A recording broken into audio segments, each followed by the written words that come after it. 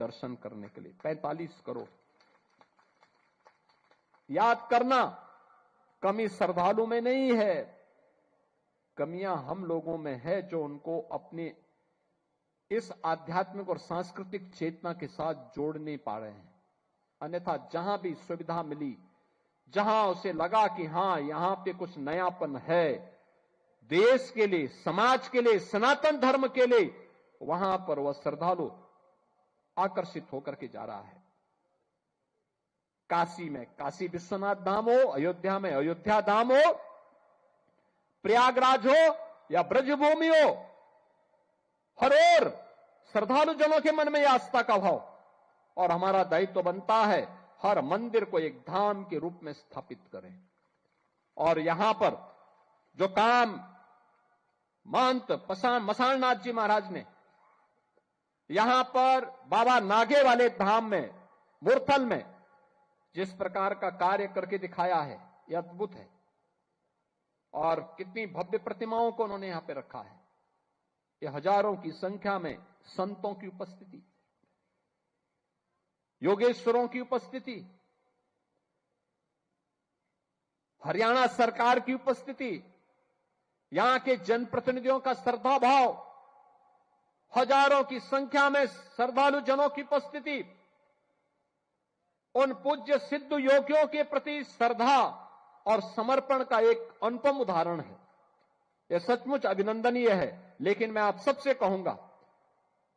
कि जो भी विकृति सनातन धर्म को कमजोर करेगी और हमारी इस 1000 वर्ष की शानदार यात्रा में बाधक बनेगा, हर भारतवासी का दायित्व बनता है, हर सनातन धर्मावलंबी का दायित्व बनता है, हम उसके खिलाफ मोर्चाबंदी लेकर के उसको बाहर का रास्ता दिखाएं और अपनी शानदार यात्रा को आगे बढ़ाएं, जिससे भारत को प्रधानमंत्री मोदी जी ने अगले 25 वर्ष की कार्य योजना बनाई है। यानी 21 वर्ष के बाद जब देश अपनी आजादी का शताब्दी महोत्सव मनाएगा, तो शताब्दी महोत्सव का हमारा लक्ष्य विकसित भारत होगा। विकसित भारत आर्थिक रूप से तो दुनिया की एक ताकत रहेगी ही रहेगी, लेकिन विकसित भारत के साथ ही याद करना, हमें आध्यात्मिक रूप से भी, सांस्कृतिक रूप से भी, धार्मिक रूप से भी और समाज जीवन के प्रत्येक पक्षों को ध्यान में रख करके हमें उस विकसित भारत की परिकल्पना को एक भारत श्रेष्ठ भारत के रूप में आगे बढ़ाने की इस अभियान का हिस्सा बनना पड़ेगा। और ये सभी लोगों की सामूहिक जिम्मेदारी का हिस्सा होगा। इस विश्वास के साथ मैं एक बार फिर से, जिस बारे में आज यहां पर योगी महासभा के उपाध्यक्ष बाबा मस्तनाथ पीठ रोहतक के श्री महंत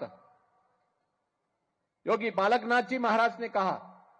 योगी महासभा के शताब्दी महोत्सव के कार्यक्रम प्रारंभ होने वाले हैं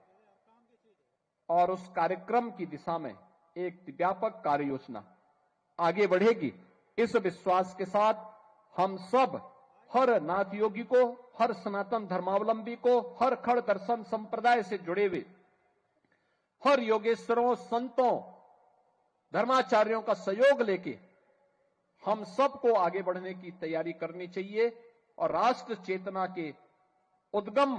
के रूप में हम सबको अपने आप को प्रस्तुत करना चाहिए। इस विश्वास के साथ मैं आज के इस अवसर पर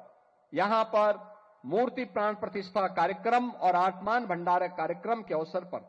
आप सभी का हृदय से अभिनंदन करता हूं। जिन पूज्य संतों का आज यहां पर मूर्ति प्राण प्रतिष्ठा का कार्यक्रम संपन्न हो रहा है, सिद्ध बाबा बुद्धनाथ जी महाराज, सिद्ध बाबा कृष्णनाथ जी महाराज,